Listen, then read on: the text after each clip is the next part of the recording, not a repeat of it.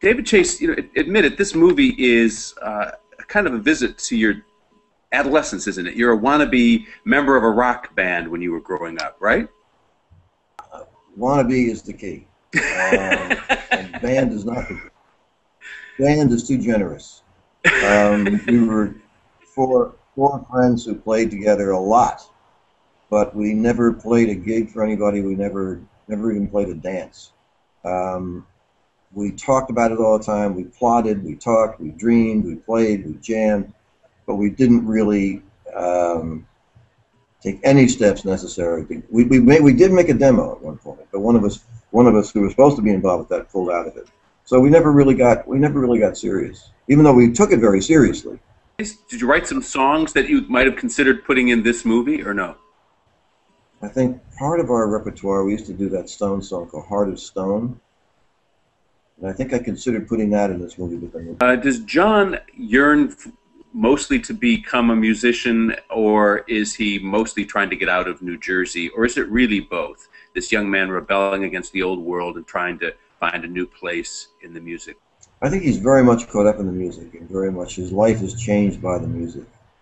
But I think that what he's really caught up in is the idea that he might have a life of creativity, as opposed to a life where he reports to an office and does the same job every day. But he might actually he might actually become a, God help us for saying it, an artist. So you think it's unclear watching the movie. He's good. He sings well. He plays well. The music sounds very sound and capable. But we don't know, is there greatness there or budding greatness there? Do you think that someday, of course it's left ambiguous in this story, but do you think he has the potential to be the Mick Jagger he wants to be? Really? I think he has the potential to be successful in some facet of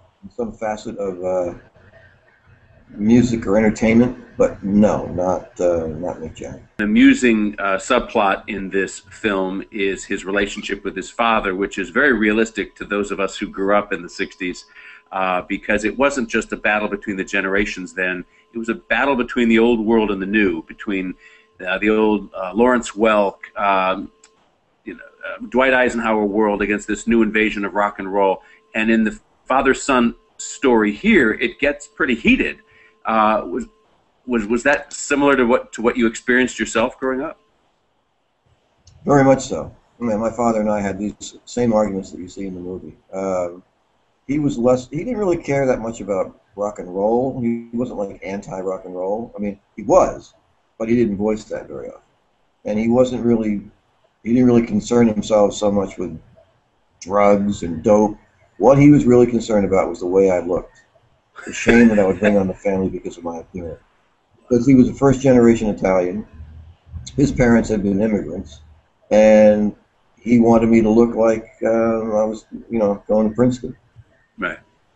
So the scene there when he demands that his son, he admits to tolerating the haircut is a big deal to him in this movie. He's just fed up by that time. He's just fed up. Yeah. This movie is a quiet character study, isn't it? Is that an apt way to describe it? Some people might have thought when you did your directorial debut, we might expect the opposite, some big action-packed film, but you chose to go quiet with this, didn't you? Well, everything I do is very character-oriented. I'm not that interested in, nor am I that good at inventing a situation which will then pay off in many, many ways in huge action set pieces or explosions or fires or takeovers by aliens. It's not that I don't like that, but I don't know how to work story. I don't know how to plot stories like that. To me, story plotting like that is like playing chess or doing a mathematical puzzle, and I've never been good at either one of those. I'm good at writing characters, and I'm good at dialogue, verbal stuff, and so it all has to come from character for me.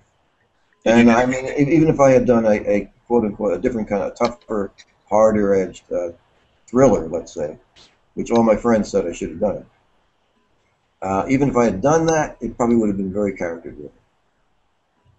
Did you discover in this adventure, making this movie, that you're a good director? I began. I feel I cleared some directorial hurdles that I hadn't before in terms of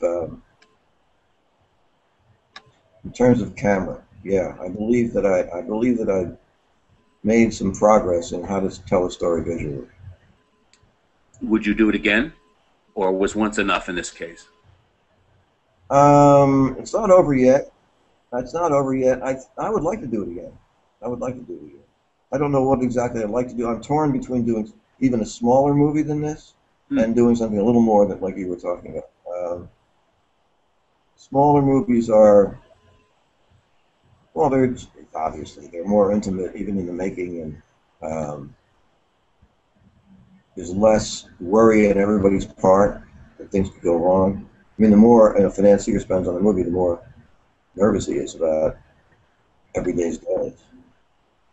What's the background to this movie? How long did it take you to write? Has this been a script sitting in your desk drawer for years?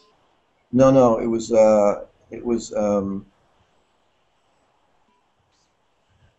when I got finished with the show. This was one of the ideas I had, Hmm. and everybody, including Stevie Van Zandt, told me, "Don't do this one. Do something else. Do a some kind of a thriller or an out and out comedy." And I didn't listen. And I started to write it from scratch after the show went down. But I had been toying with a variation of this idea for quite a while about this band that doesn't, this, people who are legends in their own mind. Today, the dream is very different for young people, isn't it? They all want to be Lady Gaga. Nobody wants to be the guy who plays the drums. Now, in this movie, of course, John is content at first to be that, and then he becomes the singer. But today, if the Jersey that you give us in Not Fade Away is such a sharp contrast to the Jersey of today, which is probably defined more by an MTV show called Jersey Shore, right? I really couldn't make any connection between this movie and Jersey Shore at all. But I will say this, that here's what I know. Stevie Van Zandt, who worked with us on the music on this, is from Jersey. He's a member of the E Street Band, and he kind of lived the successful version of this movie. Um, is still producing records, and he tells me that a lot of young bands, young musicians, don't want to like learn their craft. They don't want to play covers. They don't want to like pay their dues. They want to like spring full blown from the head of themselves as a band doing original material that somehow catapults them into the limelight without really bothering to learn their instruments that well or write in other people's voices for a while to learn. This is what he says. Sure. It's interesting. Last question. We're an awards website, and we've watched, of course, closely your traction with The Sopranos, and it was very odd at the Emmys to see the show take 5 years to win Best Drama Series, while the show generously acknowledged the actors and other things there. Looking back on the very strange experience that The Sopranos had at the Emmys, do you have any thoughts? Thoughts about? Thoughts about the Emmys. You know, The Sopranos won Best Drama Series twice, but it took 5 years for the show to win, and that struck a lot of people as strange. I mean, Sopranos was winning accolades early on from the TV Critics Association, Golden Globes, etc. But it won Emmys in many major categories, but there was a delay in that top category. I think there was a conservatism in the Academy in that you couldn't give an award to somebody like Tony Soprano. Why would you ever give an award to someone who behaves that way? I think there's still a whole, even to this day, there's a whole emphasis on likability. And I was very confused about it myself in a way, because I'm very grateful we won those Emmys, and as an old mentor of mine used to say, it's better than a sharp stick in the eye. And I was very grateful we won them, and it was very exciting to win them. I also wondered to myself if the show should win an Emmy. I always felt it was an outlaw show with an outlaw mentality, and to be recognized by the establishment, something would have to be off in some way. Because there were so many people, like the Jackie Gleason show, which I really loved, never won the Emmy. Right. David Lynch never won the Emmy. And I thought, well, if you don't, you're in pretty good company. Which is not to say that once it did happen, I wasn't glad that we won it. But I've always had this little nagging thing at the end in the back of my mind that did we deserve it? Should we have done that? Or does an Emmy-winning show have to be a particular kind of thing with a particular kind of message? Yeah, I don't think any of us, even those of us who follow this very closely, and I wrote a book on the Emmys, know the answer to that question. But it sure was an intriguing thing to watch, wasn't it? It was as if they could reward performances and reward the directing, but this idea that you're suggesting, and that this abstract idea of rewarding the Sopranos in general, they just couldn't do it. They finally had to, and they wanted to, but they were reluctant to, and you could see that in the voting. I think there was an element of jealousy involved, too, in that I think people said to themselves, well, he can do whatever the fuck he wants, and we can't. We live in the, we're here in the Soviet Union, we're in a wheelchair. We can't do all those things, And I think there was some element of that it was just like, yeah, if I had all that freedom, I could win the Emmy, too. I think there was something like that going on. I think you're right.